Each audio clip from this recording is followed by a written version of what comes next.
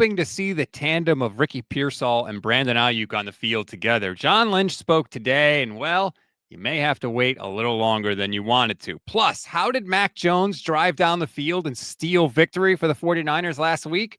We dive into the film to break it all down on today's Gold Standard Podcast.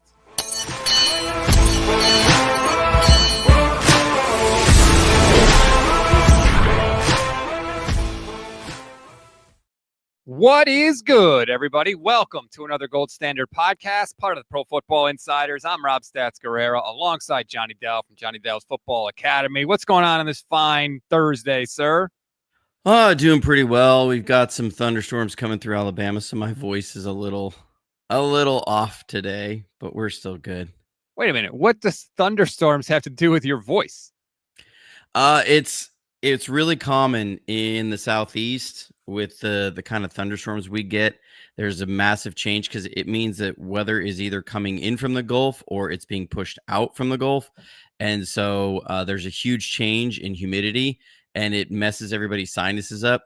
Like what'll happen is it happens and half the town's like, yep, can feel that thunderstorm in my nose and my throat. It starts messing you up. Okay, see, I'm learning things on the program. You don't just teach me about football. You teach me about weather patterns and vocal sounds and all of that. So thank you for that, sir. We are going to dive into the film with Mac Jones of the final drive against the Cardinals because as you texted me earlier this week, there's a lot of meat on that bone. But we have to begin with what John Lynch said on KNBR because I think it runs counter to something we all thought. We were all hoping that, week 6, week 7, somewhere around there, we would get to see Brandon Aiyuk out on the field again. Well, John Lynch went on KNBR, and I will play you his full answer when asked about whether or not Brandon Aiyuk has had any setbacks. No setbacks. I mean, I keep coming back to, what there's different levels when you do these ACLs, and Brandon had a fairly significant injury, involving a lot of different things in his knee. He's a really gifted athlete. He's a very hard worker. And so when you combine that, you tend to come back at a good clip. We're still, there's no like absolutes on these things. So he's got to continue to hit markers, but he is tracking well. He's working hard and, we'll just continue to do that. And, we'll be a better team when Brandon's out there. And so we look forward to that day, but it's not close. It's not,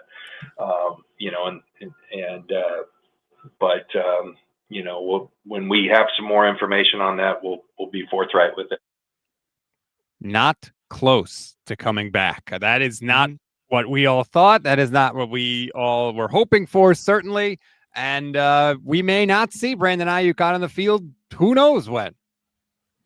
Yeah. I remember when the injury happened, I had Coach Desi on my channel and we talked about it. And, the unhappy triad that he had, just generally a return to play is about 12 months and return to pre-injury performance is 14 to 15 months on one of those. That's just the reality of it. Now, when John Lynch says, we're trying to get him back, I think, one, they're being extra cautious because of what happened with Dre Greenlaw last year.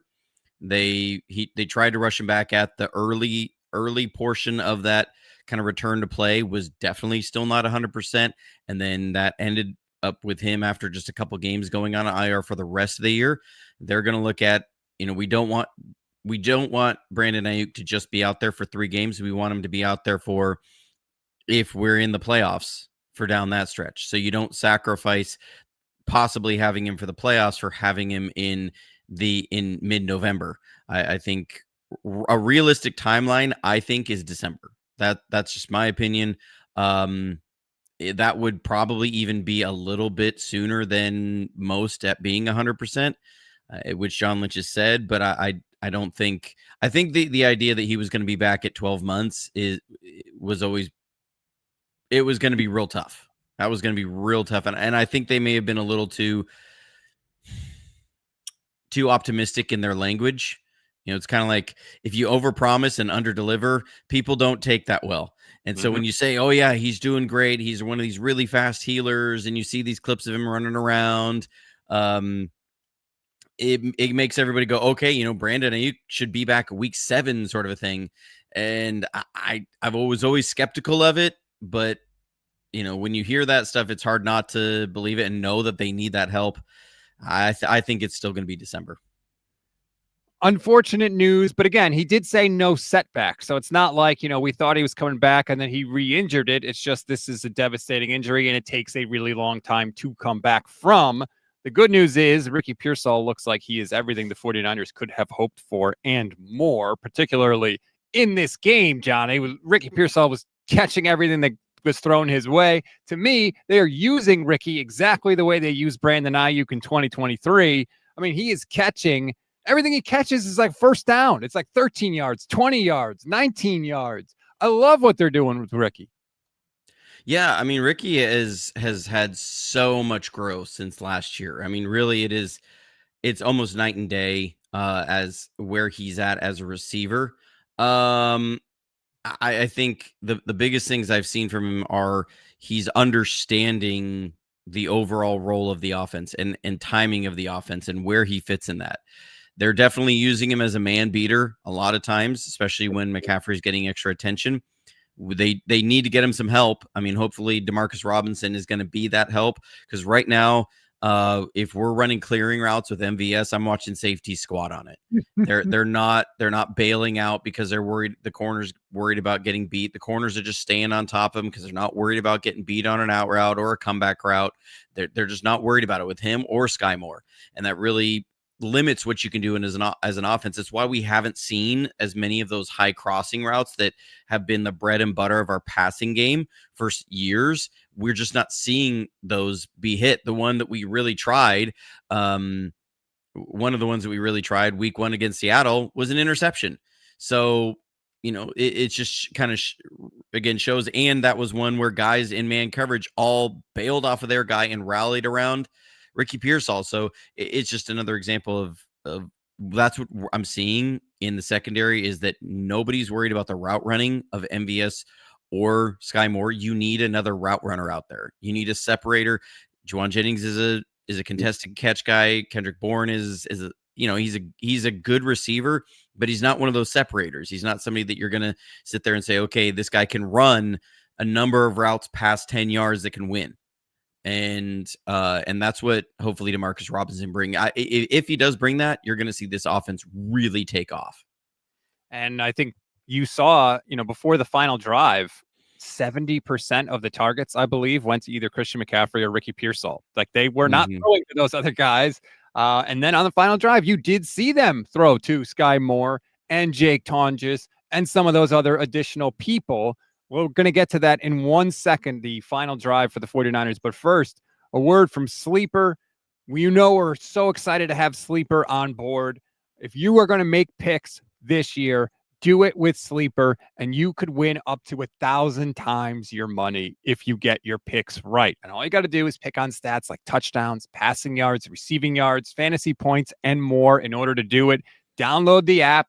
You can see it on my screen right now. It's the easiest thing to manipulate. You could bet. You could pick on NFL. You could pick other sports. Doesn't matter. Mix and match. Just pick people from different teams. You got to pick at least 2 different teams in your picks, which is not that hard to do because there's 1,000 different categories to do it. And if you are going to make any picks, please use our code GSP. If you do, you can get up to $100 match on your first deposit. Terms and conditions apply. See Sleeper's terms of use for details. Currently operational in over 25 states. Check out Sleeper today. All right, Johnny, let's check out the final drive for the San Francisco 49ers, which I have watched, 1,000 times already. It just brings me great joy. And the thing that Levin and I were discussing yesterday, and in the instant reaction show, it just looked easy. It looked so easy. Both 2-minute drives did, but even this last one, I mean, he throws the incompletion on the first play, and then after that, it was pretty much no problems the rest of the way.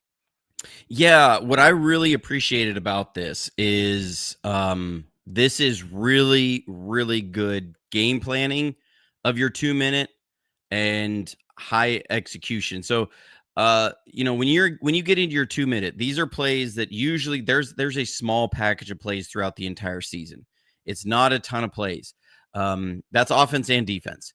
And so you have a list of about 10 plays that are your 2-minute offense, and the players memorize those. They're numbered 1 through 10, so they can give the number signals on it usually for what they do, because you never plan on having a 2-minute that's going to be more than 6 or 7 plays. So you have options to choose from there. And Bill Walsh, if people want to go see it, there's a great lecture that Bill Walsh gave that is posted on YouTube. It was done at Stanford in the early 90s, where he walks through what happened on the drive to win the Super Bowl. Everybody knows the drive. He hits John Taylor in the back of the end zone against the Bengals with 27 seconds left. And one thing he said in there that has always stuck with me, he said, 2-minute offense. People will think these are the times you pull out your special plays, you pull out your really fancy plays that are designed to beat this and that. And he goes, no. He said 2-minute offense is all about simple plays at high execution. So these are all day 1 and 2 install plays. So the plays that we've been running the most time on have the most time on task. And that's what you're going to see on this drive. Simple plays with high execution. That is why this works so well. So one thing I want to point out at the beginning of this is just to understand what Mac Jones is trying to work through. The Cardinals are running this really, really muddy look. I mean, you got guys moving around, kind of dropping, sitting here. You don't know if this is man, this is zone. We're going to bring guy motion. No one travels is most likely zone, but we're running what's called we're running a pick curl here. So we're going to run a clearing route.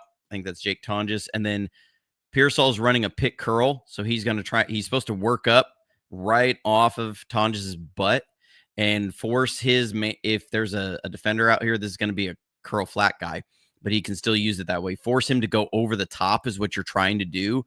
Get him over the top and then run a curl route. So that's what we're trying to do on this. Mac Jones is going to see this all right, but this is where I'd like to see Ricky Pearsall get a little bit tougher and stay in a little bit closer on this. He's going to get knocked off this. The defender really works into him and is actively working to try and push underneath this interference. So as Mac drops back, he's going to then just see this is not a great position. He's going to try and put this ball in a safe spot, and he kind of ends up short hopping it a little bit. And Ricky can't, because of the interference, can't really turn around. Okay. Not starting out great. You didn't like that. It's like, okay, we're on our own 20 and you have an incompletion. But he got the ball, and he did this the whole drive. He got the ball out of his hands fast. He decided where to go, and he didn't put it in harm's way, and he got it out of his hands fast. And you know what? He lived to play another down. So that was at least a good thing that he did all drive. Yes, absolutely. So, and we will see that. So when we talk about simple plays with high execution, so this is going to be H left, and this is, so we're going to send McCaffrey in motion. This is 300 scat, lion, dragon, H over. If we want to know the actual play call on here, you're going to have what's called dragon over here. So this is, write it out in my sloppy West Coast terms. That is terrible. That's terrible. But this is your dragon, and this is your lion over here. This is West Coast terminology. This goes even back to Bill Walsh, and H left is going to be, we're going to motion McCaffrey over. So when we look at this, I'll draw it out when everybody gets there, but understand the lion is a 2-shell beater and the dragon is a 1-shell beater. So that's cover 1 and cover 3.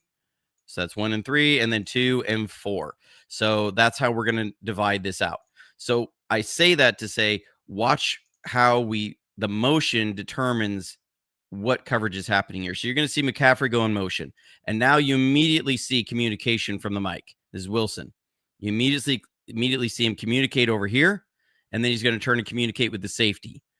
So that's telling you they're trying to figure out how they're going to play where McCaffrey lines up, and it's going to change their alignment. So now you have a guy widening. Okay, that gives me a lot of information. That tells me this is going to stay as a 2 high, that this is going to stay there.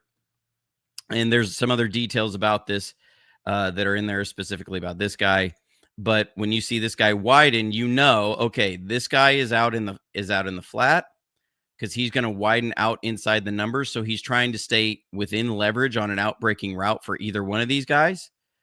And that means his safety is most likely dropping. It's either going to be quarters or it's going to be cover 2. That's what we're seeing, most likely quarters. That's what he's going to see. So this is your 2 shell side, or excuse me, that's your single shell side, and this is your 2 shell side. So what you have here is this is a slant flat, or dragon is what we call it.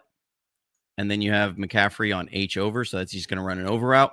And then on the other side, you have a double slant. That's what a lion is. So 2 shell, we're going to work the lion side.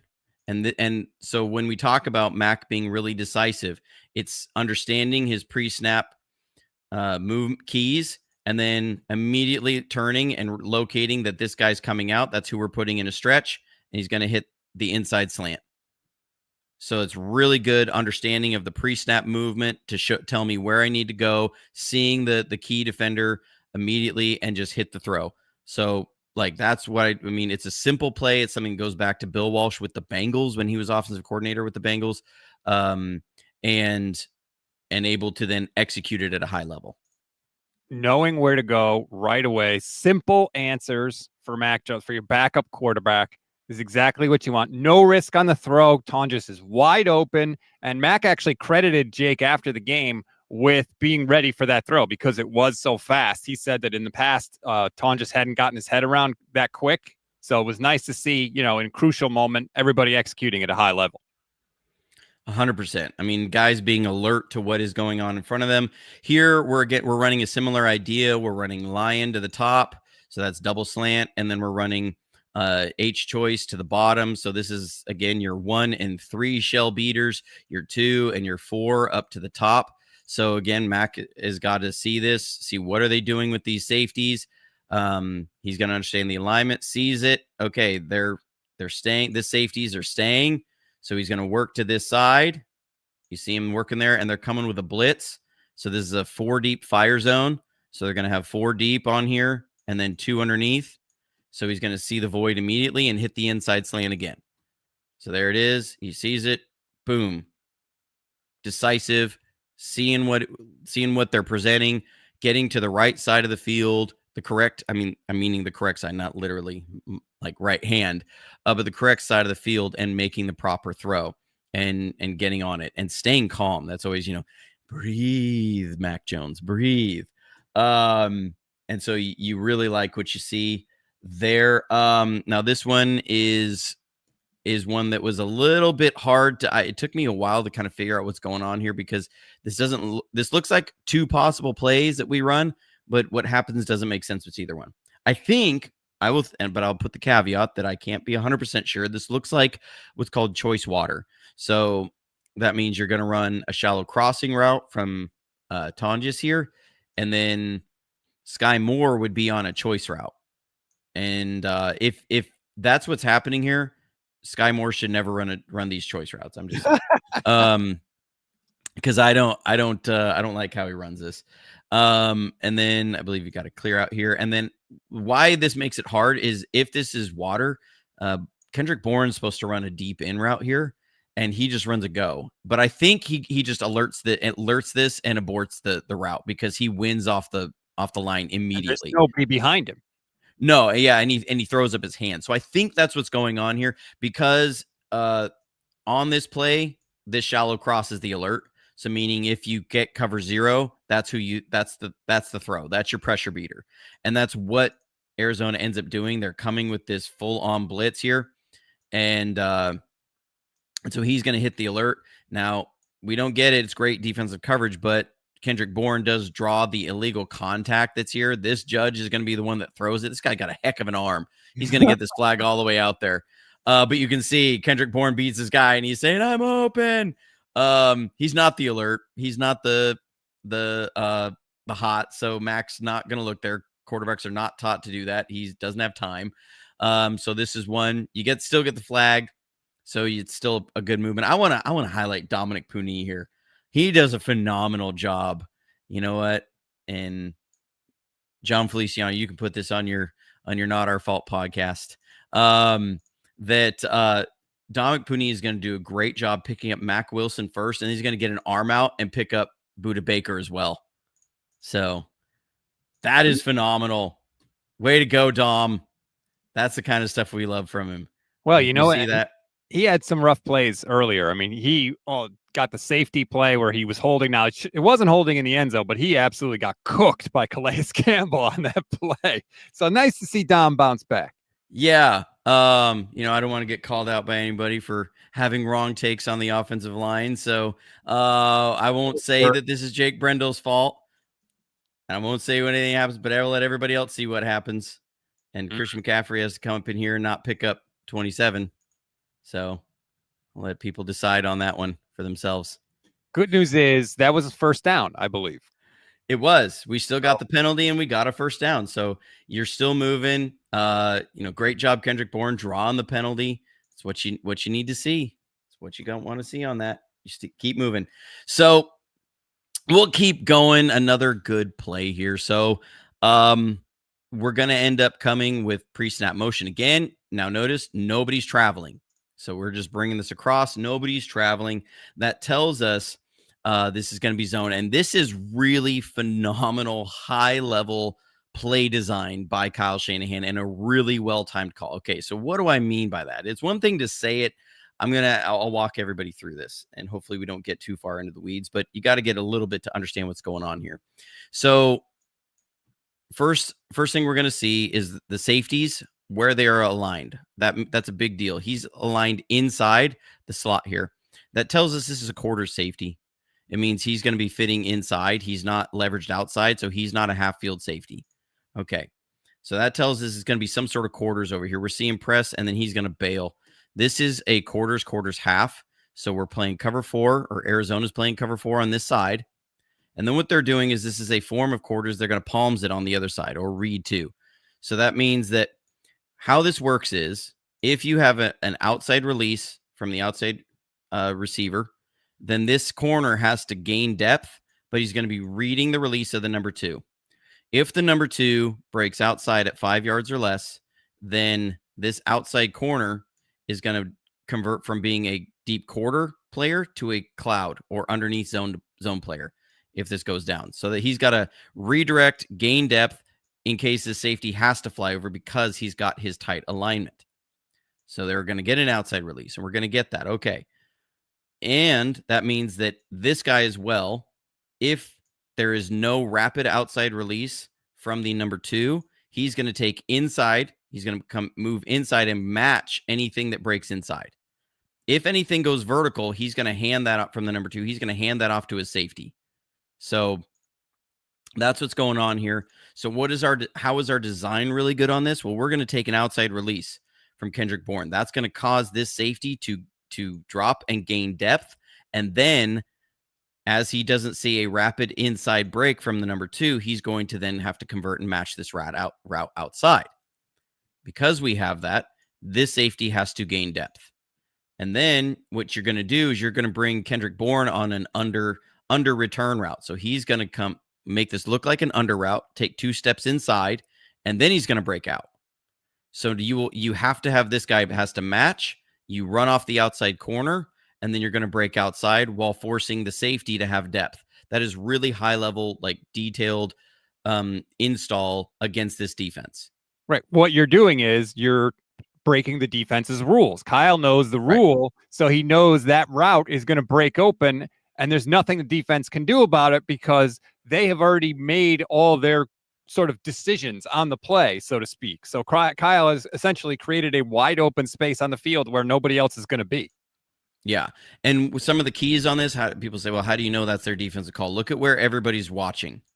They're all watching the number 2. One name for palms coverage is read 2. It means you're reading the release of the number 2 receiver. So when you see this and it looks like a quarters, half kind of a thing, you always tend to say, where are all the defenders reading? And if all of them are reading on that side, the release of the number 2, that is what determines how these guys play their coverage. Kyle understands that. So again, you have this inside release and inside breaker. So this guy immediately converts to deep.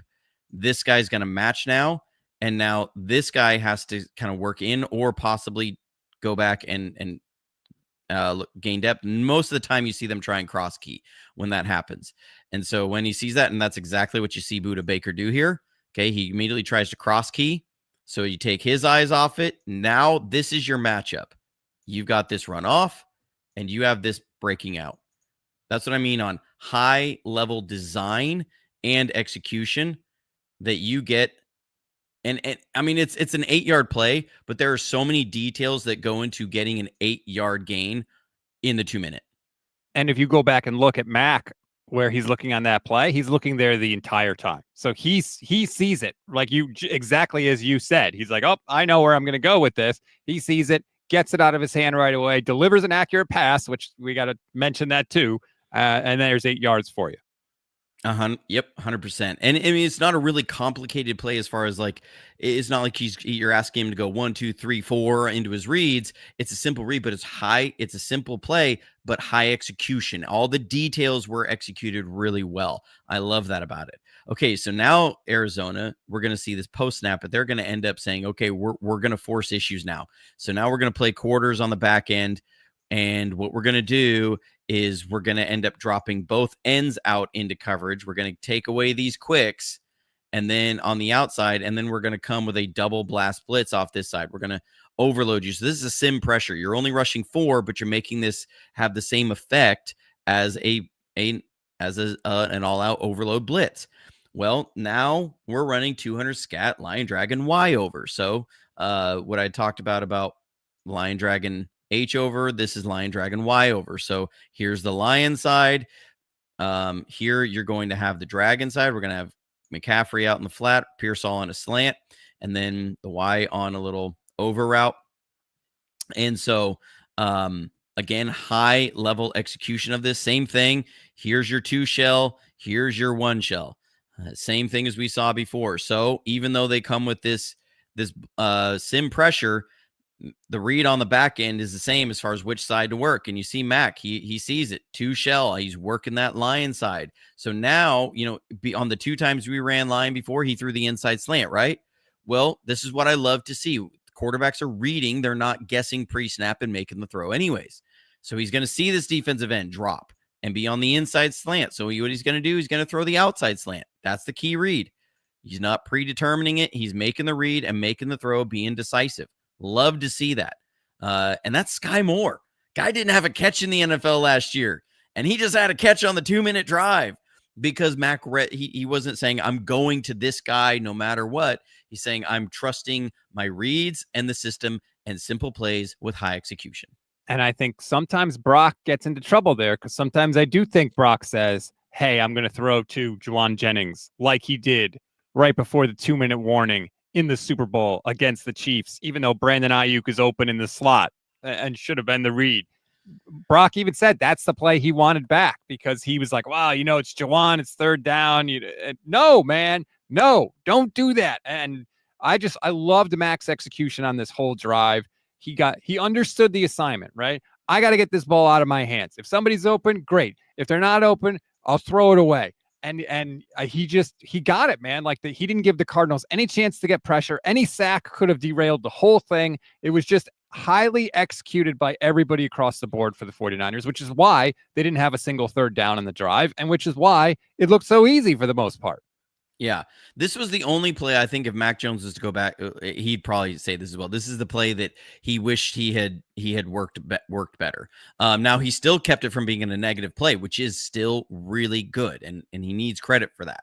So the Cardinals, you see this really muddy look. They're playing this sort of man alignment, but they're playing a matching zone. So basically, they're going to align like man, and then the first guy into their area is who they're going to match up against in man coverage. So we're running, this is a choice and what's called Skinner return. So we're going to run this route out here can be a couple different routes depending on the coverage. Then we're going to run McCaffrey on a choice route. We run McCaffrey on these choices all the time. You're going to run Tonjes on a through route. So he's going to come across the field on a through. And then you're going to run on this, you're going to have a now return. And then we're going to have a deep end breaking route here, or Skinner route. So Pearsall is going to run a Skinner route. So he's going to give a little nod at the top of this and break in on a kind of a post, and it flattens out a little bit. So what we're going to see is, because this is a matching zone, you're going to see this, that they're going to that Buddha is going to match the tight end across. They're matching out here, and then we're going to help onto that side. So that's what we're going to do because that's the side that Christian McCaffrey's on. And then our underneath guy, you know what he's going to do? He's going to help on that side. So we're going to bring both these guys over. So we're in matching on the strong side. You got a 2-on-2. This is where I would like to see Mac Jones work because you have everybody flows towards McCaffrey's side. So if we look at how many eyes are on McCaffrey, you have 3 sets of eyes on McCaffrey on his choice. Because everybody knows we love to run these choice routes with McCaffrey. Mm-hmm. So, you know, you got this in man, and you got these guys in man, and you got a guy playing man coverage on McCaffrey, and then 2 help defenders watching McCaffrey. They really did not want to let 23 beat them at this point. They don't. I mean, and I see this every week. I see obviously handfuls of plays where you see 2 and 3 players making sure they have eyes on McCaffrey on passing plays. People saying, you know, McCaffrey may still not be quite back or this and that. I will tell you, opposing defenses will never take that approach. They always make sure they are accounting for Christian McCaffrey. So I would like to see Mac Jones work this because you're going to get both of these guys break open. And so he should be working a high-low over here. I mean, you got Sky Moore's going to break open. You're going to see Ricky Pearsall break open. And all of this flow, you have 5 defenders running to the left towards McCaffrey. And Mac Jones was locked in over here. I would like to see him work over here. It's more man coverage. I get that, you know, this is going to be a man beater a lot of times. But once you see those 2 help defenders go, get your eyes to this side and work that. You can see he kind of ends up working around and he's trying to get out. And then he just says, I mean, either one of these guys is a huge gain. So when I say like Mac will probably be the first one to tell you he'd like this playback. I understand the process he went through. This is a learning moment for him as well because he hasn't played with Christian McCaffrey a ton, right? And Brock has seen these things, and sometimes we see him hit these where he's like, okay, I see him all flowing to Christian. I'm going working away. But he still avoids the negative and then sails this ball out of bounds. Like that is a good throwaway. So that's what I do like. He doesn't panic, which had been Mac Jones's problem before. He would panic and then make a bad throw and force something or try and force a play and try and run for it when he's not a guy who can run. So, you know, those are problems. Here, this is a really, again, when we talk about Kyle Shanahan as a premier play caller and play designer, I love this timing call because you just saw them matching up, right? You saw them running this matching zone. So what are you going to do? You're going to bring motion over here. You're going to end up setting McCaffrey up on the weak side. So you're going to say, okay, if they're going to match on that, we're going to run Kendrick Bourne out of here. He's going to take his man with him. They've been rolling this 4 strong to the 3 side if we keep everybody over there. So now that means we can run a screen out here and bring 3 blockers out. And we're going to have 3 blockers on 1 guy. And that's a good day for your offense. If you can do that, this is an extension of the run game, essentially. So you see this, okay, we're matching. So there we go. They're rolling 4 to the 3 side. There's a reason all these guys are so bunched up. They want eyes this way to try and figure out what's happening over here and sort it out. And so now you end up getting 1 guy underneath with 3 offensive linemen coming out here. This is a good call. I mean, my goodness, you have a lot of green grass in front of you because you ran it off right. It was a great call, and you get a big gain to set Eddie Pinero up for the game-winning field goal.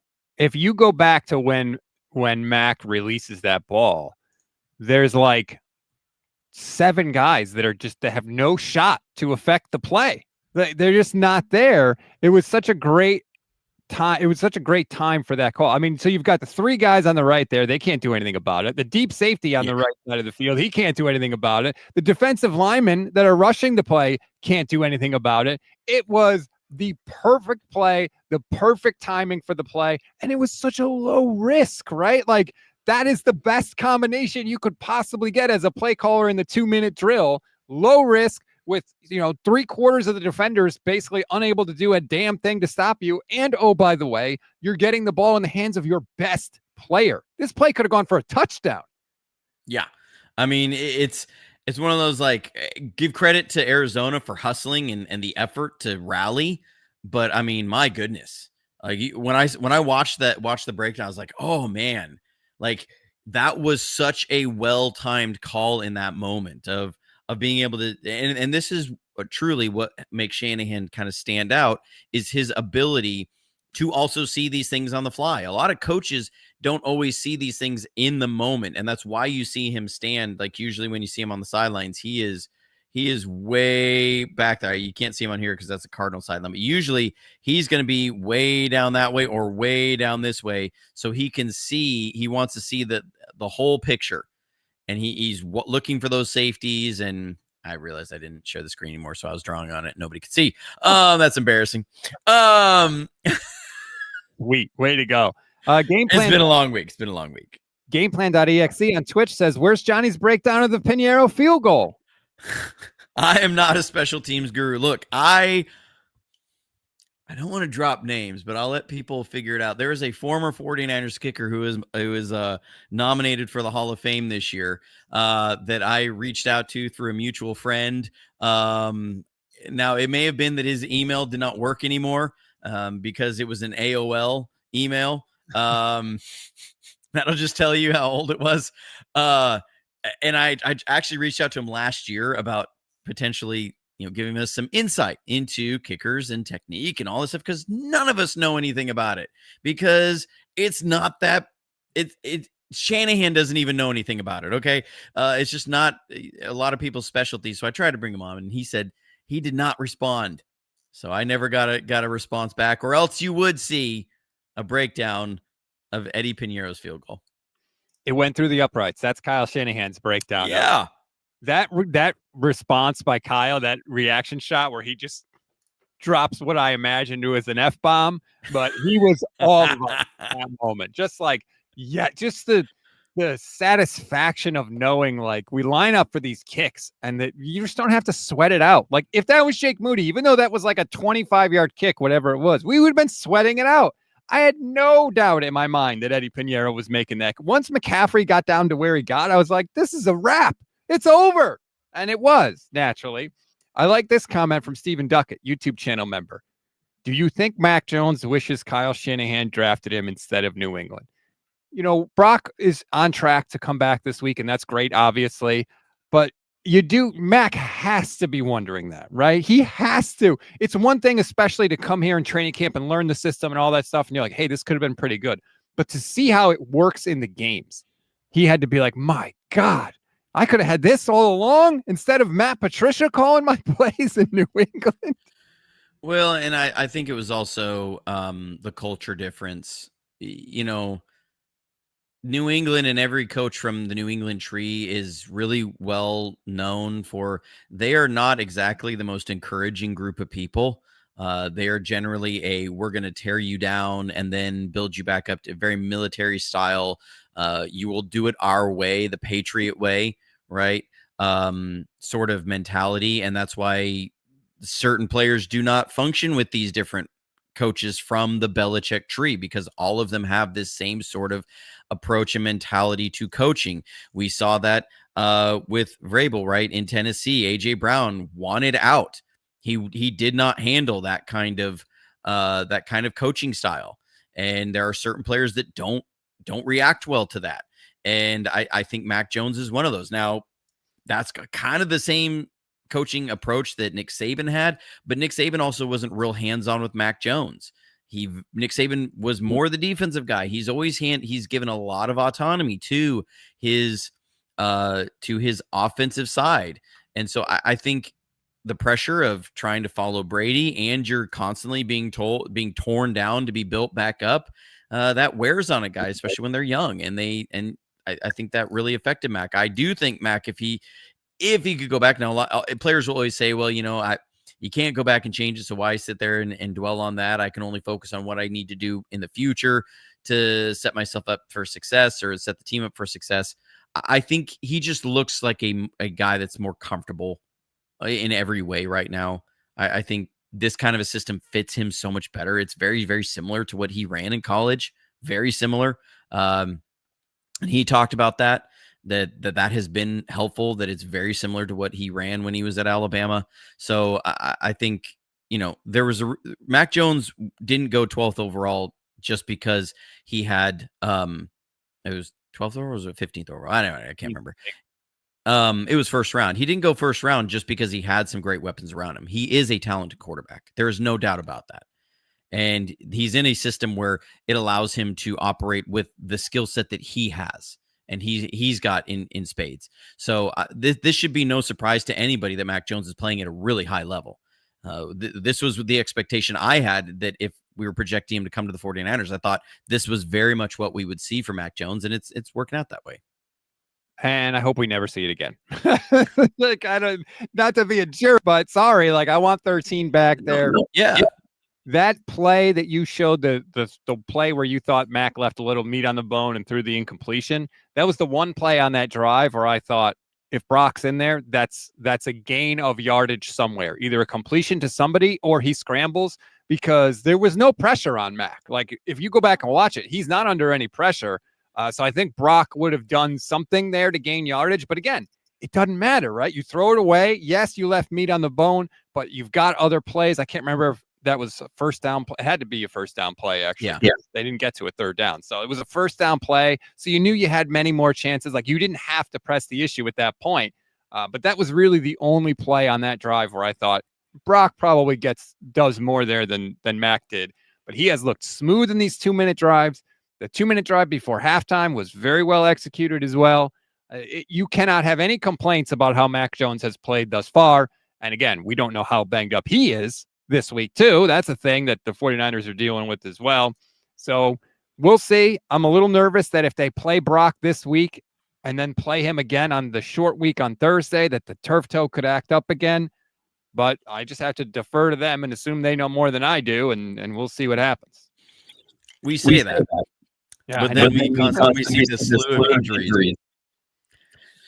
So I don't trust them. That's totally reasonable. That's really the only reasonable reaction you can have at this point. That is going to do it for this edition of the show.